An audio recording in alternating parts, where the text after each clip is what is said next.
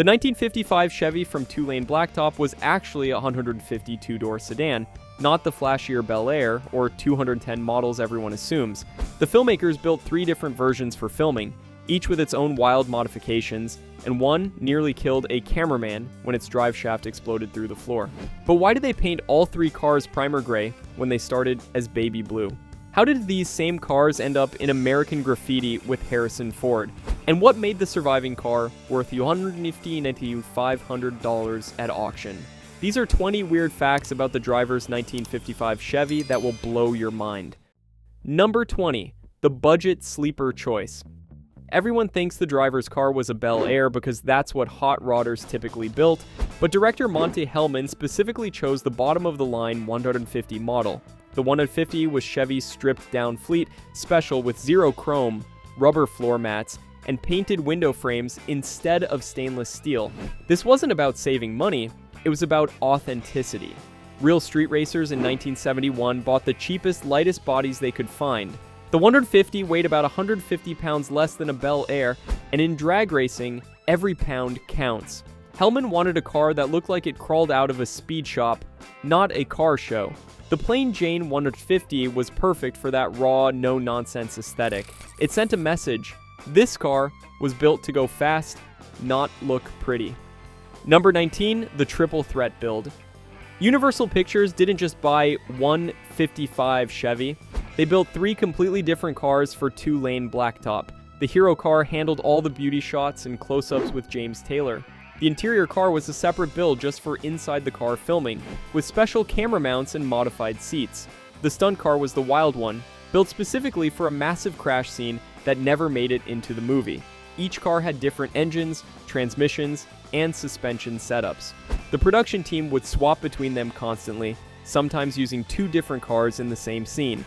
Watch the film closely and you'll spot continuity errors where trim pieces appear and disappear between shots. Building 3 cars wasn't cheap, but it was cheaper than destroying the hero car in a stunt gone wrong. This triple car approach became standard practice in Hollywood, but Two-Lane Blacktop pioneered it for car movies. Number 18. The Phantom crash scene. That third stunt car wasn't built for show. It had a full roll cage, dual side-mounted handbrakes, and reinforced door bars for a planned spectacular crash sequence. The script originally called for the driver to lose control at high speed and roll the car multiple times. The stunt team spent weeks preparing, installing special brake systems that could lock up individual wheels to initiate the roll. They reinforced the roof with hidden steel tubes and added internal padding everywhere. The stunt driver practiced the sequence for days. Then, at the last minute, director Monte Hellman decided the crash would ruin the film's existential vibe. He wanted the movie to end ambiguously, not with twisted metal. So, this extensively modified stunt car, built at enormous expense, never did its intended job. It just sat there, the most overbuilt backup car in film history. Years later, the stunt coordinator said it was the most disappointed he'd ever been about not destroying a car. Number 17, the color cover-up. Here's something that'll mess with your head. All 3 55 Chevys started life painted baby blue. Not primer gray, not black, but a soft pastel blue that belonged on a grandmother's grocery getter. The cars arrived at Universal's shop looking nothing like street racing machines. The paint department went to work spraying multiple coats of primer gray directly over the blue. But they didn't do a complete job. In certain scenes where harsh sunlight hits the car at specific angles, you can actually see hints of blue showing through the primer, especially around the door jambs and under the hood. The primer wasn't just for looks, it was psychological. Hellman believed the flat gray color made the car look unfinished, hungry, like it was constantly being modified. A glossy paint job would have suggested completion, satisfaction. The primer said this car would never be done, never be perfect, always evolving. That's exactly what street racers did. They'd rather spend money on speed parts than paint. Number 16. The Fiberglass Deception. The 55 Chevy looked all steel, but huge chunks of it were actually fiberglass. The hood, trunk lid, and both doors were swapped for custom fiberglass pieces. This wasn't about special effects, it was pure performance. Each fiberglass panel saved 30-40 pounds over steel. Combined with aluminum bumpers and brackets, they cut nearly 200 pounds from the car's weight. But fiberglass created filming headaches. The panels flexed differently than steel, creating gaps that change with temperature. Sound was different too. Steel doors make that satisfying chunk when they close, but fiberglass sounds hollow. The sound department had to add door closing effects in post-production. During one high-speed scene, the fiberglass hood actually started lifting at the corners from aerodynamic pressure. They had to add extra hood pins between takes. The panels also transmitted more engine noise into the cabin, which actually helped sell the car's raw, race-ready character. James Taylor later said the car felt fragile, like it might break apart at any moment. Number 15. The Plexiglas Windows. Those weren't real glass windows sliding up and down in the driver's Chevy. They were custom-made plexiglass panels on aircraft-style tracks. Real glass was too heavy and the standard window mechanisms took up space needed for camera equipment. The plexiglass panels slid horizontally on aluminum tracks like windows in a race car trailer. This saved another 40 pounds and allowed cameras to mount directly where the window regulators would have been. But plexiglass created unexpected problems. It scratched easily, requiring constant replacement.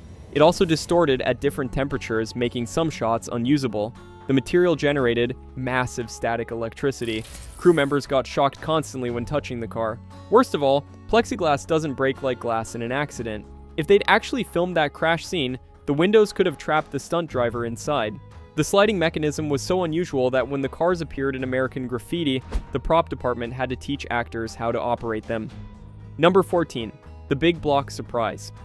Everyone knows the hero car ran a 454 big block, but here's what they don't tell you. It wasn't a Chevy 404, it was actually a 468 cubic inch stroker motor built from a 427 block with a custom rotating assembly. The engine builder, Richard Ruth, started with a rare L88 427 block and added a stroker crank to push displacement to 468 cubes. He topped it with a tunnel ram intake mounting two 750 CFM Holley carburetors. The cam was a solid roller with over 700 inches of lift, so radical the engine wouldn't idle below 1,200 RPM.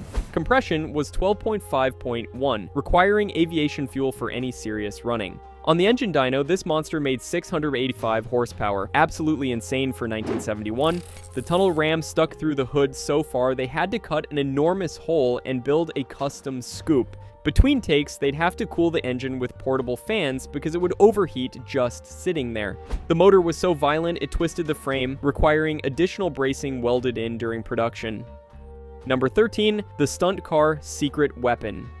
While the hero car got all the glory with its 468 stroker, the stunt car hid an even more exotic engine, a genuine L88 427 lifted straight from a Corvette race car. This wasn't just any 427. The L88 was Chevy's barely street-legal racing engine, rated at 430 horsepower, but actually making closer to 550. It came with aluminum heads, 12.5.1 compression, solid lifter cam, and no provision for heat or emissions equipment. Only 216 L88 engines were built in 1969, making this motor worth more than the entire car today. But here's the twist. They paired it with an automatic transmission. The stunt coordinator wanted consistent launches for camera work, and automatics were more predictable than clutches. They used a built turbo 400 with a 4,500 RPM stall converter and full manual valve body. This combination made the stunt car actually faster than the hero car in quarter-mile runs. The automatic also allowed for spectacular neutral drops that would have destroyed a clutch. Ironically, the car built for crashing was the fastest of the three. Number 12, the Oldsmobile Connection.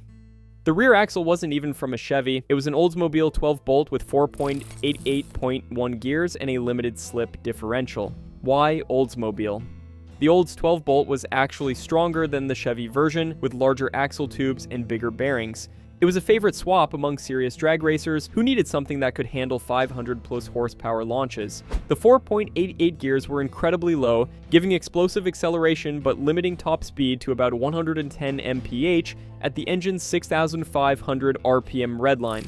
This didn't matter for the film. They rarely went over 90 during shooting. The differential was packed with clutches so tight it would chirp the tires, turning into a parking lot. They had to add a cooler pump to keep the rear end from overheating during extended driving scenes. The Oldsmobile housing required custom mounts and a shortened driveshaft. That custom driveshaft would later cause one of the most dangerous moments in the entire production. Number 11, the stripped interior. Truth. The interior wasn't just stripped, it was completely reimagined as a mobile racing cockpit. Everything unnecessary was cut out with a torch. The stock bench seat was replaced with aluminum Scheel racing buckets that weighed 12 pounds each versus 50 pounds for stock seats. The entire dashboard was gone, replaced with a simple aluminum panel holding Stewart Warner gauges. No radio, no heater, no defroster, no dome light. Even the door panels were just aluminum sheets with a single pull strap. The headliner was ripped out, exposing bare metal painted white to reflect heat. The floor had no carpet, just a rubber mat over the bare metal where they'd torched out brackets and braces. The only luxury was the Hurst Super Shifter, a massive chrome lever that looked like it belonged in a top fuel dragster. The steering wheel was a tiny 13-inch racing unit that made the car twitchy at speed. James Taylor said sitting in it felt like being strapped into a bomb. Number 10, the tire technology. Those weren't just big tires on the back, they were genuine M&H Racemaster drag slicks, 10 inches wide and completely illegal for street use. The production had to get special permits to run them on public roads. These tires were designed for one thing, launching hard on a drag strip. They had no tread pattern, just smooth rubber that would get sticky when heated. Before each driving scene, crew members would do burnouts to heat the tires for better traction. The front tires were equally special, skinny 4-inch wide Firestone drag fronts that looked like bicycle tires. This combination gave the car its signature stance, but made it terrifying in corners. The rear tires were so tall they changed the final drive ratio by about 8%, which the crew had to factor into speedometer readings. When it rained, the car was absolutely undrivable. Those slicks had zero wet traction. They kept a trailer ready to haul the car whenever weather threatened. One unexpected shower caught them on a mountain road, and the car slid completely sideways at 15 mph.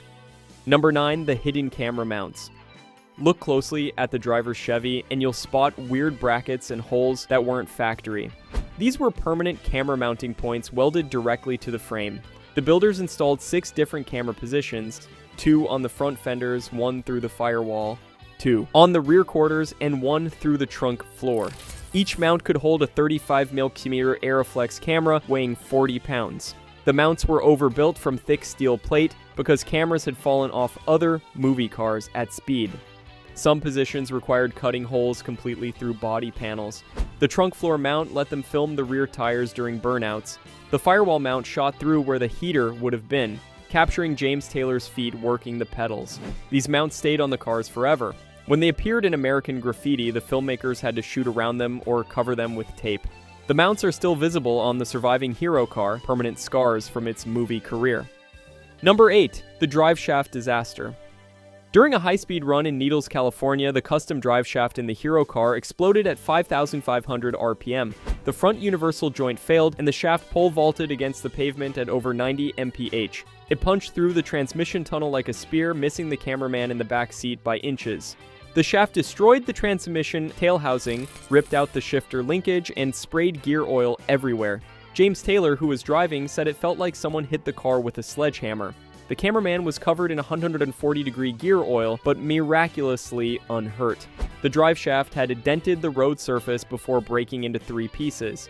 Production shut down for 2 days while they sourced a new transmission and built a stronger driveshaft with larger U-joints. After that, they installed a steel loop around the shaft as a safety measure. The incident was kept quiet. If the studio's insurance company had found out how close they came to killing someone, they might have shut down the entire production. The camera was still rolling during the failure, but that footage was immediately destroyed. Number 7, the Universal Studios Shuffle. After filming Wrapped, all 3 55 Chevys went into Universal's prop storage warehouse, where they developed a strange second life. The sound department discovered the 4x68 stroker motor made the perfect aggressive exhaust note. They recorded hours of audio, idle, revs, acceleration, deceleration. These recordings became Universal's go-to car sounds for the next decade. You're actually hearing the Two-Lane Blacktop Chevy and Smokey and the Bandit when the Trans Am roars to life. The cars were also rented out for other productions, but always repainted. The Hero car appeared in 3 TV shows painted black, then red, then blue again. The interior car was cannibalized for parts. The stunt car sat untouched for years because nobody knew about the valuable L88 engine under its hood. Finally, in 1973, someone at Universal realized they had 2 running 55 Chevys perfect for a new movie about 1962 being filmed by a young director named George Lucas. Number 6, the American Graffiti Connection. Both surviving 55 Chevys from Two-Lane Blacktop appeared in American Graffiti, but you'd never know it. The hero car became Bob Falfa's Black 55, driven by Harrison Ford in his breakout role. The primer gray was covered with glossy black paint and chrome trim was added back, but they couldn't change everything. Those horizontal sliding windows were still there, just painted black to hide them. The hood was never opened on camera because the massive 498 stroker would have been completely wrong for 1962. The stunt car appeared in the background of several scenes, repainted dark green. George Lucas had no idea these were the Two-Lane Blacktop cars until years later. The prop department just saw two 55 Chevys and grabbed them.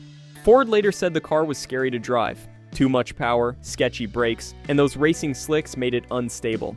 During the famous Paradise Road race scene, Ford was actually terrified he'd crash into the camera car. The irony is perfect. Cars built for an existential road movie became icons in a nostalgic cruise film. Number 5. The Quarter-Mile Truth. The driver's Chevy wasn't just movie magic, it was genuinely fast. During production, they took the hero car to Orange County International Raceway for some test passes. With the 468 stroker, 4.88 gears, and slicks, it ran a best of 12.42 seconds at 118 mph in the quarter mile. That was seriously quick for 1971, faster than most factory muscle cars. But here's the interesting part. The stunt car with the L88 and automatic was even faster.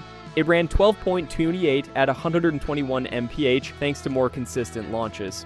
The crew was shocked that their camera car was outrunning purpose-built race cars at the track.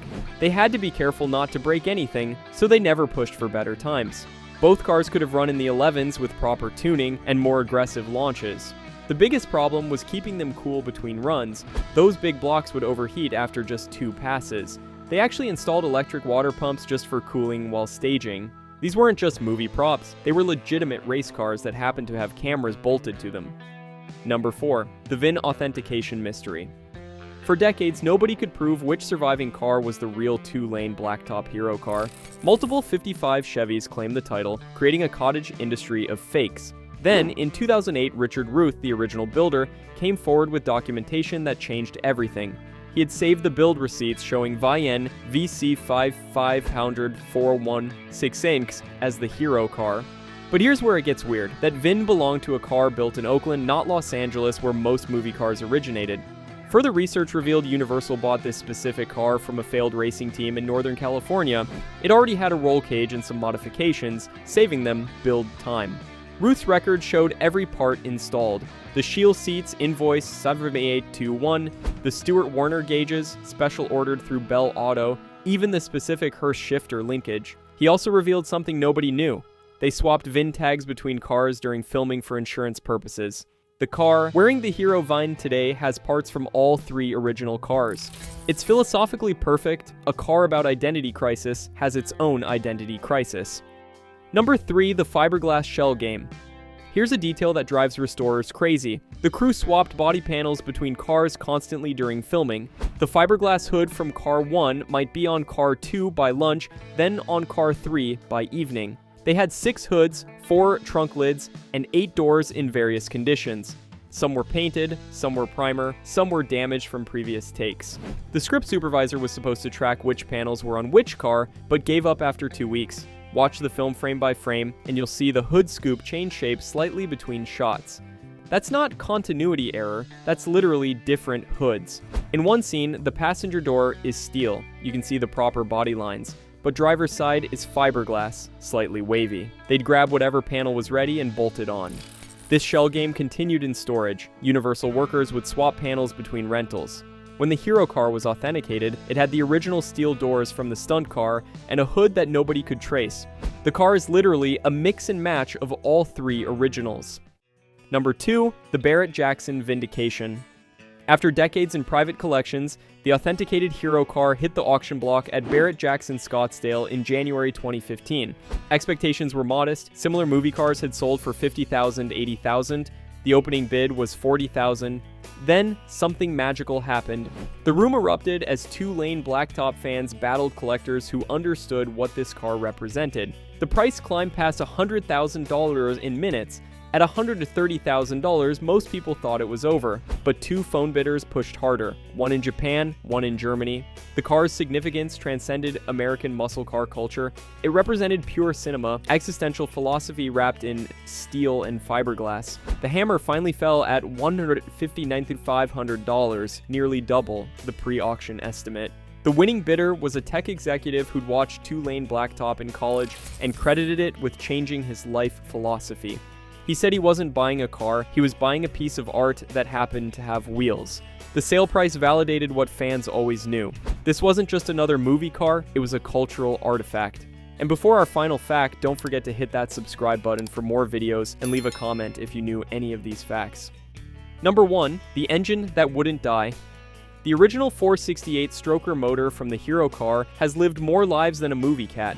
After Universal sold the car in 1976, the new owner pulled the engine and put it in his drag boat. It powered that boat to multiple championships before being yanked and stuffed into a '68 Camaro road racer. That owner added fuel injection and got 720 horsepower out of the now bored 482 cubic inch monster.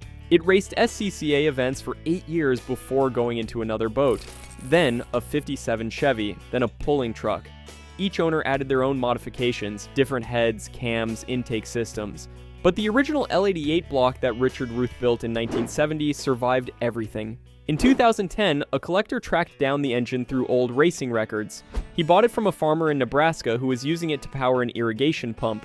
The block was verified through casting numbers and Ruth's hidden stamping inside the lifter valley. It's been rebuilt to original two-lane blacktop specs and sits in a climate-controlled display, still wearing scars from 40 years of competition. The engine that made James Taylor look cool has more racing victories than most purpose-built race motors. It's traveled further than the movie car ever did, touched more lives, inspired more speed freaks. That's the perfect ending for a machine built to run forever. It basically has. The engine outlived its movie, its directors, even some of its drivers. It just keeps running, chasing that imaginary finish line, never quite reaching it, never wanting to. Somewhere, Monta Hellman is smiling,